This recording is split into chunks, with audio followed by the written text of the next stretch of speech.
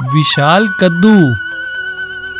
रामदीन चंद्रपुर गांव में रहने वाला एक किसान था।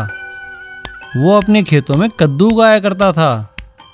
उसके खेतों में कद्दू की बहुत अच्छी फसल होती थी। वो हरे कद्दूओं को सब्जी मंडी में ले जाकर सब्जी बनाने के लिए बेचा करता था। उसके खेत के कद्दूओं की सभी तारीफ किया करते थे। अरे आओ भाई रामदीन, कितना माल लाए हो? सेठ जी, एक ट्रॉली माल है आज। अरे रामदीन, तुम तो जितना माल लाओ उतना ही कम है, हाथों हाथ बिक जाता है तुम्हारा माल। भाई क्या डालते हो ऐसा अपने खेतों में? और वो कद्दूओं को पक जाने के बाद उन्हें मिठाई बनाने की फैक्ट्री में बेच दिया करता था। उसके कद्दूओं से बनी मिठाई बहुत ही स्वादिष्ट हुआ करती थी, क्योंकि वो कभी भी अपने खेतों में केमिकल खाद नहीं डालता था। एक दिन जब वो शहर से वापस आ रहा था, तब उसने एक जगह लिखा हुआ पढ़ा कि बागवानी विभाग ने एक प्रतियोगिता रखी है। जिसके खेतों का कद्दू सबसे विशाल और सुंदर होगा, उसे इनाम दिया जाएगा। रामदीन ने भी प्रतियोगिता में भाग लेने की सोची और लग गया अपने खेतों में विशाल कद्दू उगाने। उसने विशाल कद्दू उगाने के लिए अपने घर के पास ही एक हिस्से में बीज लगाया, और जब उसमें बेल निकल आई तो उसकी खूब सेवा करने लगा। रामदीन की मेहनत रंग लाई। देखते ही देखते उसके खेत में बहुत ही विशाल कद्दू पैदा हो गया, जिसे देखकर सब लोग हैरान हो गए। ये कद्दू इतना विशाल था कि उसे वहां से ले जाना मुश्किल था। बागवानी विभाग के अधिकारी रामदीन के खेत में उसका कद्दू देखने आए। उन्होंने उस कद्दू की जांच की और रामदीन की खूब तारीफ की। वाह भाई रामदीन, तुमने ऑर्गेनिक खेती करके इतना विशाल कद्दू उगाया है। पहले इनाम के हकदार तो तुम ही हो। ये लो अपना इनाम। समय बीतता गया। रामदीन का कद्दू पककर सूख गया, लेकिन वो गला नहीं, वो और भी मजबूत हो गया। रामदीन ने उसे वहां से नहीं हटाया। एक साल गांव में बहुत तेज तूफान आया। सभी लोगों के घर और झोपड़ियां उड़ गईं। रामदीन के घर की छत भी उड़ गई। हे प्रभु, तूने मेरी छत उड़ा दी। अब मैं क्या करूँगा? कहाँ जाऊँगा? मकान बनाने में तो समय लगेगा। तभी अचानक रामदीन को विशाल कद्दू देखकर एक आइडिया आया। उसने अपने औजार उठाए और विशाल कद्दू को काटना शुरू किया। उसने उस कद्दू में एक दरवाज़ा बनाया और 2 खिड़कियां बना दी, और उसने उस कद्दू को अंदर से खाली किया, और हो गया रामदीन का कद्दू घर तैयार। रामदीन अपने परिवार के साथ उस विशाल कद्दू में बनाए घर में रहने लगा, और एक बार फिर सभी लोग रामदीन की अकल की दाद देने लगे। और मुसीबत पड़ने पर प्रतियोगिता के लिए उगाया गया विशाल कद्दू रामदीन के लिए घर बन गया। साइकिल वाली वाटर बोट। सेलपुर नामक गांव में मुनीश नाम का एक नाव चलाने वाला रहता था। वो बहुत ही चालाक था। सेलपुर गांव में स्कूल न होने की वजह से बच्चों को पढ़ाई करने के लिए नदी पार के गांव मेलपुर में जाना पड़ता था। उसके लिए उन्हें मुनीश की नाव में बैठकर ही जाना पड़ता था, क्योंकि उस गांव में मुनीश की ही नाव थी। मुनीश इस बात का नाजायज फायदा उठाता था। चलो चलो जल्दी करो, नहीं तो तुम्हें छोड़कर ही यहाँ से चला जाऊँगा, और फिर तुम लोग स्कूल कैसे जाओगे? और हाँ, कल अपने माँ बाप से पैसे ज़रूर ले आना। क्या अंकल, आप हमेशा पैसे मांगते रहते हो और हमें तंग करते रहते हो। उसी गांव के रहने वाले चिंटू और मोहन एक ही क्लास में पढ़ते थे। चिंटू बहुत ही होशियार था और मोहन बेवकूफ़। चिंटू हमेशा क्लास में प्रथम आता था और उसकी सभी तारीफ करते थे, और दूसरी तरफ मोहन को हमेशा डांट ही पड़ती रहती थी। इसलिए मोहन चिंटू से बहुत जलता था।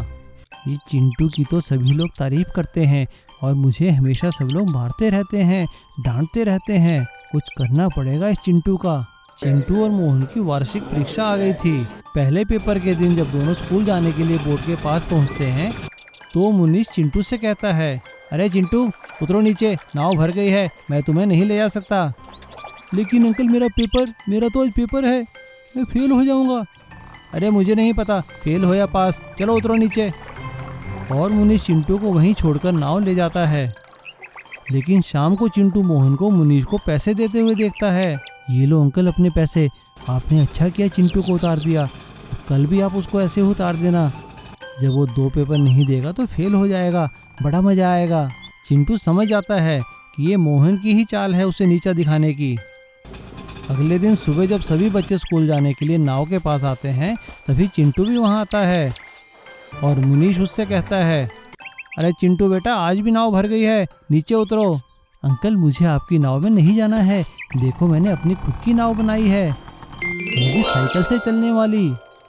तभी चिंटू अपनी साइकिल बोट में सवार होकर नदी पार कर लेता है और सबसे पहले जाकर स्कूल पहुंच जाता है। उसकी साइकिल बोट देखकर सभी लोग हैरान हो जाते हैं और उसकी तारीफ करते हैं। इधर मोहन बहुत शर्मिंदा होता है और वो चिंटू से माफ़ी मांगता है। अरे कोई बात नहीं मोहन, मैं कहता हूँ तुम भी मेहनत करो, तुम भी अव्वल आ सकते हो। अब चिंटू और मोहन दोनों अच्छे दोस्त बन जाते हैं और दोनों इकट्ठे ही साइकिल बोट में बैठकर स्कूल जाते हैं और चिंटू क्लास में प्रथम आता है और मोहन द्वितीय आ जाता है। देखा मोहन, मैं ना कहता था, मेहनत करोगे तो जरूर पास हो जाओगे। विशाल चिकन दौड़ चैलेंज। बहुत दिन पहले महाकाय करके एक गांव था।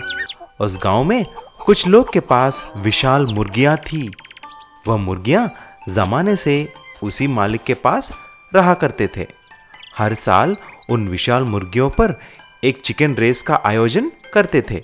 जो भी उस रेस में जीतेगा उसके मालिक को गांव का प्रेसिडेंट बना दिया जाता था। एक दिन रेस का ऐलान हो रहा था।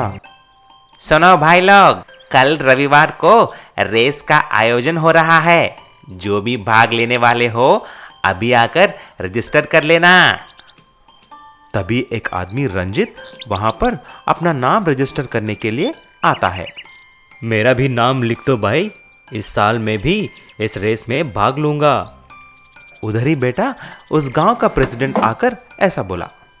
क्यों रे रंजित, बहुत चर्बी चढ़ गई है, तुम हमारे मुकाबले करोगे क्या? मेरे बेटे से पंगा लेगा तू? अरे क्यों नहीं साहब, हम ऐसे ही रह जाएंगे क्या? हमको भी मौका दो प्रेसिडेंट बनने का। तू क्या प्रेसिडेंट बनेगा रे? तुम लोगों का काम हमको सेवा करना है, देखते हैं कौन जीतेगा।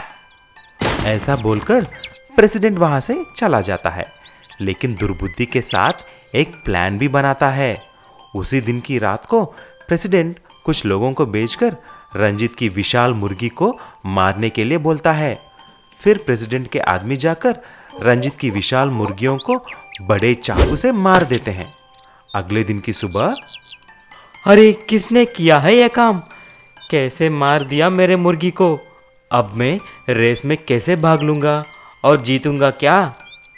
ऐसा सोचकर उदास घर के बाहर बैठा रहा। तभी प्रेसिडेंट की बेटी सीमा अपने विशाल मुर्गी के ऊपर बैठकर वहां से गुजरने लगी।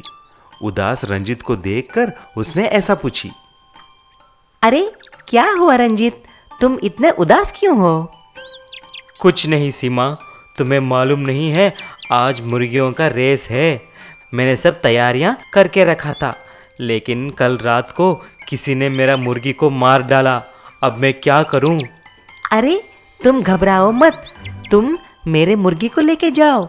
मैंने भी इसको रेस के लिए ही तैयार किया है, तुम जरूर जीतोगे। तब रंजित सीमा की मुर्गी को लेकर मुकाबले में चला जाता है। वहां पर सब लोग अपने अपने मुर्गियों पर बैठे तैयार हो गए। जैसे ही मुकाबले का अनाउंसमेंट होने ही वाला था, तभी रंजित अपने मुर्गी पर बैठकर वहां पर पहुंच जाता है। प्रेसिडेंट और उसका बेटा रंजित को देखकर चौंक जाते हैं। सब लोग लाइन में आकर मुर्गियों के साथ खड़े हो जाते हैं और रेस शुरू हो जाता है। सब मुर्गी तेजी से भागने लगे। तभी प्रेसिडेंट, अरे रेस में सब लोगों को मैनेज कर लिया है, लेकिन इस रंजित का क्या करें? इतने में रंजित की मुर्गी तेजी से दौड़कर प्रेसिडेंट की बेटे की मुर्गी को पीछे छोड़कर रेस जीत जाता है। सब लोग रंजित प्रेसिडेंट करके चिल्लाने लगते हैं। रंजित की जीत देखकर प्रेसिडेंट और उसका बेटा मुंह छुपाकर भाग जाते हैं। जादुई घड़ा दुकान। एक समय की बात है, एक गांव में एक कुम्हार रहता था। वो बहुत ही अच्छे मिट्टी के बर्तन बनाया करता था। उसकी गांव में एक बर्तनों की दुकान थी। उसके बनाए बर्तनों की सभी लोग तारीफ किया करते थे। उसके बनाए घड़े तो ऐसे थे कि जिनमें गर्मियों में पानी ठंडा रहता था। दूर दूर के गांव से लोग उसकी दुकान से बर्तन खरीदने आते थे। भाई वाह, बर्तन हो तो रामू कुम्हार जैसे। हाँ हाँ भाई साहब, रामू कुम्हार के हाथ की बनाई सुराही का पानी तो गर्मियों में ऐसा ठंडा रहता है मानो फ्रिज का पानी हो। रामू का काम ठीक चल रहा था। रामू दिल का भी बहुत अच्छा था। वो जितनी बन सके लोगों की मदद किया करता था। अरे श्यामलाल, ऐसे नंगे पांव क्यों घूम रहे हो? क्या करूं रामू भाई, मेरे जूते टूट चुके हैं और मेरे पास जूते खरीदने को पैसे नहीं हैं। अरे श्यामलाल, तो मुझसे पैसे ले जाओ। ये लो पैसे और जूते खरीद कर जूते पहनकर घूमो। जुग जुग जियो रामू भाई, जुग जुग जियो। रामू नित्य नेम से भगवान का पूजा पाठ भी किया करता था। सब कुछ ठीक चल रहा था। एक दिन अचानक गांव में बहुत तेज बारिश हुई और बाढ़ आ गई। बाढ़ में गांव की सभी दुकानें डूब गई, लेकिन सबसे ज्यादा नुकसान तो रामू का हुआ, क्योंकि उसके सभी मिट्टी के बर्तन खराब हो गए और साथ ही वो जगह भी जहां वो बर्तन बनाया करता था। हे भगवान, तू मुझे किन पापों की सजा दे रहा है? मेरा तो सब कुछ उजड़ गया, अब मैं क्या करूँगा? रामू दुखी होकर नदी किनारे बैठकर रोने लगा। हे जल देवी, तूने ही मेरा सब कुछ नष्ट किया है, अब मुझे भी अपने आगोश में ले ले। रामू की बात सुनकर जल देवी नदी में से अपने हाथों में एक कलश लेकर प्रकट हुई। क्या बात है बच्चा, क्यों परेशान हो? रोना बंद करो। ये लो बेटा, ये घड़ा अब अपनी दुकान में जाकर रख दो। हमेशा इस घड़े को अपनी दुकान पर ही रखना। इससे तुम्हारी दुकान की बरकत दिन रात बढ़ती जाएगी और तुम्हें सुख समृद्धि प्राप्त होगी बच्चा। जाओ, रोना बंद करो। धन्यवाद जल देवी, मुझे तो बस इतना चाहिए कि मैं फिर से काम कर सकूं और मेहनत करके अपनी दुकान फिर से खड़ी कर सकूं।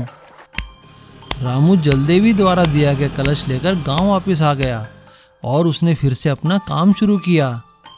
रामू ने उस जादुई घड़े को अपनी दुकान में एक जगह स्थापित कर दिया। देखते ही देखते रामू की दुकान फिर से सज गई और रामू के बर्तन फिर से बिकने लगे। रामू की दुकान से जो भी बर्तन लेके जाता उसके घर में बरकत आ जाती और उसका घर भरा पूरा रहता। सभी लोग रामू की दुकान को जादुई घड़े वाली दुकान के नाम से जानने लगे।